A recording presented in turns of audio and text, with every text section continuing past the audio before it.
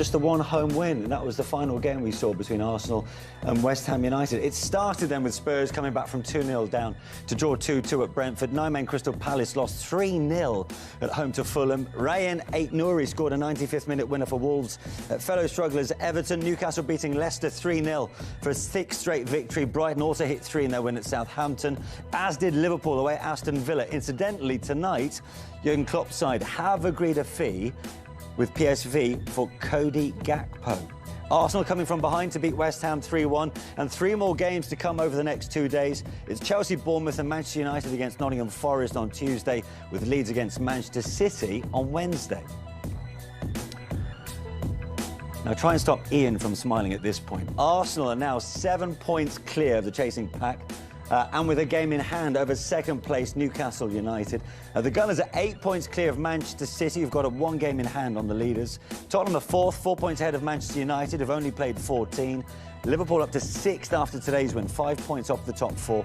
Brighton are in the final European place with Fulham 8th. Southampton are now bottom after defeat earlier today on 12 points. Forest yet to play this match week. They've got 13. They're level on points with Wolves. Everton, along with West Ham, are just a point above the bottom 3, and then they're followed by Leeds, Bournemouth, Leicester, Aston Villa and Crystal Palace. Congratulations, you go 7 points clear at the top of the table, having conceded first. How happy with that performance? Very happy. We were doing a very good first half. We conceded a penalty. But you can see straight away our fans, how they supported us after their goal, and it gave energy to us, and yes, just so happy with the victory and the comeback. And the mentality you showed today, having conceded first, is that the mentality of champions? Yeah, of course. I think in football you can start the game losing or winning. It happens, and we need to be ready for anything. A standing ovation for you today after you scored your 6th goal of the season. How have you found it focusing immediately on the Premier League today after disappointment at the World Cup? It's, of course, we got upset. I got upset, but that's football. You need to change the chip, and now we are back in the Premier League and fully focused in the Premier League, and we go game by game. Eddie Nketiah also on the score sheet today, and what a goal it was. Are you confident he can fill the void left by Gabriel Jesus at the moment? Yeah, of course. We believe in him, and we know the quality that he has. And yeah, as I said, I think everyone, not just the players but the fans as well, we trust him and we count on him, and I think he's been brilliant and he deserved the goal today. Just finally, 3 years ago today, Mikel Arteta managed his first Arsenal game. Is there a feeling you could win something special under him this season? Yeah, we hope. As I said before, we go game by game trying to win all of them. That's our mentality. Thank you. Well done today. Congratulations. Thank you. That really is quite something, isn't it, to think that Mikel Arteta took the helm at Arsenal 3 years ago today. The progress has been pretty rapid, because that was seen as a big test tonight for Arsenal. I don't know if it's been rapid. I think that him and his staff and Edu, they've all got to get credit. Vinay upstairs with the plan, because it was always going to be a big job for him to turn it round, the culture. You see how the fans are back involved now. It was a young managerial team from upstairs all the way through, and they had to get a lot of people out, they had to get people in, and they've managed it very, very well in the transfer market. So now they're getting what he wants out of this team. They're playing how he wants them to play. He's got the players he wants. Yeah. Did you expect things to happen so quickly in that time? No, not at all. I think it's very difficult to be competing. Is the Liverpools of this world at the moment, but Arsenal feel as if they're making that breakthrough. They feel like they're the closest team to ending that domination, let's say, over the last decade. It's been quite a painful afternoon listening to him crowing all day. But I have to doff my cap and say Arsenal are the real deal now. They are. They look very good, and I really can't wait to see them playing the likes of Manchester City, and because they're looking in real good shape. They've got some brilliant players, and they've got a great vibe around the club. So yeah, it's all looking good. Trailing 1-0 at half-time, you were not just confident, but there was almost a touch of arrogance in because you knew I was being arrogant. You knew there was this ability for Arsenal to go through the gears and find that winning touch. Well, the thing is that you got to believe in what you're doing. You listen to Gabriel Martinelli there. He said that they were doing all right in the first half. So you just have to keep doing what you're doing, Mike. We said it. You have to keep doing. You can't just change it. Just they've scored. We've got to change everything. Keep doing what you're doing. West Ham were defending pretty well. They were making some last-ditch challenges. I didn't think there was enough width. Me and Michael saw that, and then they got it done in the second half, and then all of a sudden it started to change for us. Yeah, 2 goals in just 5 minutes turned the contest on its head. Will you agree there was a touch of fortune though about Saka's goal in? Yes, because obviously Martin Ødegaard, when he cut inside here, but you can see the width and the space he's got. Once he does that, then it's you say it's a bit of luck, but his touch was fantastic because it was a shot.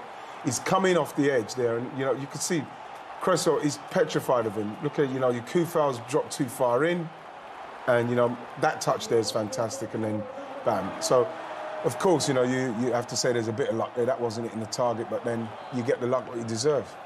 Dead-eyed finish from him, though. Oh, as Wright says, what a first touch with his weaker foot, and then he just curls it, slots it into the corner, makes it look very, very easy. Yes, definitely a little bit of luck about it. In fact, you normally expect Ødegaard to actually find him with that pass because he threaded a couple through in the first half that just didn't come off. But bit of luck, but yeah, it was a great finish. Deserved it. His composure was quite something, Saka, and clearly he was one of the stars for England, was he not, at the World Cup? Yeah. Did you have any doubts, perhaps, that he might come back with a slight hangover in the way that they went out of the competition? No, not really, not at all. Because I thought he was fantastic in the World Cup. It's very difficult to come back from a World Cup like that, playing like he did, scoring a few goals, and be disappointed. Of course, you're disappointed you don't get to go to the finals and win it, but the way he played, I think he done himself and Arsenal very proud. So he's going to come back and he's still in that vein of form, and you can see it with his composure and the way he played today. He caused Cresswell all sorts of problems. Yeah, soon after that goal came Gabriel Martinelli's goal, which after this point, you only ever thought there was ever going to be one winner, right, Michael? Well, this was a point where Arsenal had all the momentum. We spoke about getting into wide areas at half-time, and they did that more often in the second half, Arsenal.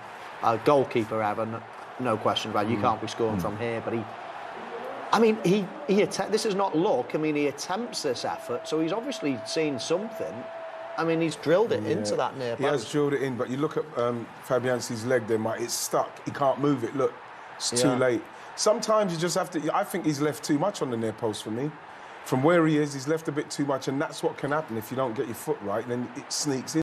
You should not get beaten on that side. But, Game time has been quite rare, has it not, for Eddie Nketiah this season? Yes, it has, yeah. And of course, that's not surprising considering Gabriel Jesus' form. How important was it that he scored? It's very important because I think he was having a very good game. And like I said, he can't be Gabriel Jesus in the work rate he puts in, but this is what he can do. Look at his awareness, his touch, his turn, he knows where the goal is. Look at where he is. Then watch him push himself on him. Look, he's feeling him, he's rolling. That's what he does. And if you get the ball in the box like this is what he's capable of doing. He's done it all the way through his career. Youth team, England under-21s, England, like Arsenal under-23, wherever he's played, he's scored goals by being in the box doing that. And he can do that because his link-up play was good. And then, his chance, he got his real good chance, he finished it well. Yeah, the perfect outing for Eddie Nketiah, particularly with Jesus injured, of course. Let's hear from Nketiah now. Your first Premier League start of the season, Arsenal win, you get a goal, not bad for a Boxing Day. Yeah, it's a great restart, I think. All the boys were at it today, firing. And obviously nice for me to come in and obviously contribute. And yeah, just good to pick up where we left off and want to continue that run.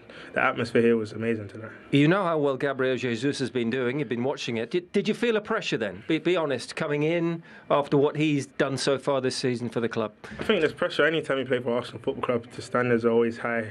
Obviously Gabriel's done a great job, and obviously I'm not here to replace him. I'm here to be my own player. I hope to be the best version of myself, And we wish him a speedy recovery. We need him back as soon as. And obviously it's nice that we could get the win, and he was here to celebrate with him. But having known your chance was coming, because you saw him get injured at the World Cup, what had been your mindset for the last couple of weeks or so, knowing this opportunity was going to arise? It's been the same as it's always been, same as I've grown up. Just working hard. I've been preparing, all my life, for opportunities like this. So I'm grateful to God for obviously the opportunity and, to go out there and deliver and help the team. It's amazing. What clicked in the second half? What did the manager said at half-time? Because you're a goal down and there's expectation, isn't there, in the stadium?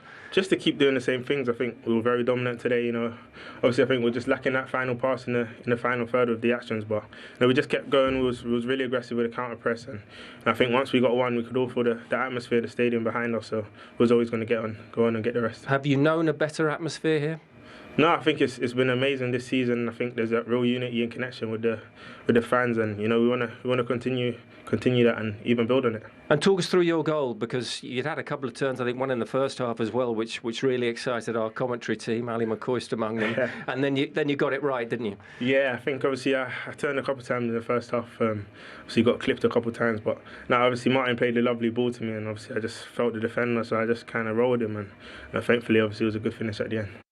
Welcome back. So West Ham halfway to registering a possible upset. They lead the current Premier League leaders Arsenal 1-0 at the Emirates Stadium. What have you made of the first half then, Ian? I thought Arsenal started OK. There's a little bit of rustiness. I feel that West Ham are defending very well, especially Dawson. They're putting that ball into him. I think that what Arsenal have been doing in trying to play it in there intricately is the way forward for them. And, West Ham have defended well, but I think Arsenal got to stick to doing what they're doing. I think they'll get something soon, but, you can't take anything away from West Ham. They are defending well. If you're going to put the ball in from out wide, then Craig Dawson's probably going to lap that up. I think we've got to continue to get the ball to Ødegaard, try and play in those little pockets on the edge of the box with Saka and that, and maybe we'll get something. Now, the reason West Ham have the lead is because of Said Benrahma's penalty. Let's have a look at the incident that led to that. A bit of discussion around as to whether or not this was a penalty. Was there enough contact on Jared Bowen for you, Michael? Well, there was contact. There was definite contact. Was there enough? That's the big question. I like the principle of the referee in that you don't have to go down necessarily. If you break someone's stride or anything else like that when they're running through, then I think that it should be given. He does then step 2 or 3 yards, doesn't he, and then stretches for the ball. There's definite contact. I think it's probably a good decision on balance. And I like the fact that you don't have to dive straight away. A lot of people will feel that and they'll just dive straight away and get... So if we're going to eradicate diving, then referees are going to have to give penalties when, somebody doesn't necessarily go down. I thought it was probably on balance the right decision. Yeah, I thought it kind of knocked him off his strike pattern, simply because if he doesn't clip him there, Manish, he's going through to get a clean strike on goal. And I think that when you look at Jared Bowen, he is an honest player, and he's actually trying to stay up to get that right foot shot off. You see now, if he doesn't get clipped, he gets that shot off. So I think he's been impeded there. You can feel it. It's knocked him off his stride pattern there, and it's a penalty for me, unfortunately, for Arsenal. Good penalty from Benrahma. Down the middle. It's a good one down the middle. Yeah. Would you have the confidence to go down the middle? I don't think I would, Michael, because... You've got the confidence to do anything. What are you on the about? longer I've been retired and the more I'm seeing it, the more I'm thinking I would not go down the middle. I'm too scared. Now, look, just before the half-time whistle, we thought Arsenal had got themselves a penalty for a handball against Aaron Cresswell. No. You saw this very quickly, Ian. Well, we did. To be honest, me and Mike saw it quite quickly, saying that I cannot understand that Michael Oliver, where he is, he's looking straight at it. And yes, his hand, Cresswell's hand is out, but it's clearly hit him on the head. Look, Michael Oliver's looking straight at him. Look. He's got a great view, hasn't he? It's a great view, and obviously, knowing that the VAR is there, he's got a safety net, but he shouldn't need that for that. No, but do you think maybe he thinks it might have come off his hand to hit his head? No, I don't think so. I think that he's got a good enough view where he can see that all the way towards Cresswell there, and he shouldn't even have given a penalty in the first place. But that's what VAR is for. That's what VAR is for. Yeah, the howlers like that, and of course Michael Oliver's probably our best referee. Yeah, I would say, and even he can make mistakes, and that's what it's for. Exactly that, VAR at its best. Now, look, of course, we focus on Eddie Nketiah. It's his job to fill in the considerable boots of Gabriel Jesus. How has he done for you? I thought he's had some nice little touches, some very good little runs. You see this one here. He gets in, and this is unfortunately this gets disallowed because it flicks his heel. But that's the way it is. I'd like him to have really gone at Koufalia on the left side. I know he can hit it with his left foot. He seems a little bit tentative here. You know what I mean? And then he cuts in, and it's quite a weak a weak shot because he wants to get onto his stronger foot. Another great run, brilliant run this. You know, and then he just gets a little, he just can't quite get it to Saka. And that's, again, once you get into that position there, man, is you want to get the ball to the forward who's coming in. But this is what I'm talking about. He ain't afraid to go on the left foot. He's picked up a nice little pocket of space there, and he's had a go on his left foot. And I just want him to carry on doing what he's doing, because he seems like he's trying to do the right thing. So hopefully he'll get a clearer chance. Yeah. But what happens now is it put the onus on Arsenal, does it not, in the second half? And that makes it for a terrific game right now. Absolutely. I'd like to see Arsenal with a bit more width as well. You know, as Wright says, stretch that back four, and then Ødegaard, he's played a couple of lovely balls. That might start coming into play. Not long until the second half. Arsenal trailing at home to struggling West Ham. It's only the third time in any stage this season they've been behind in this campaign. Does that pose a different kind of pressure, Ian? Yeah, but at the same time, they've played very well at home. You know, I don't see any reason for them to press the panic button yet. I think they should just carry on doing what they're doing. Michael's right. Need to get a bit more width, get some more space in the middle there for Ødegaard to operate in, and maybe Eddie Nketiah, who's coming off and turning. But other than that, I think it's half time. It's fine.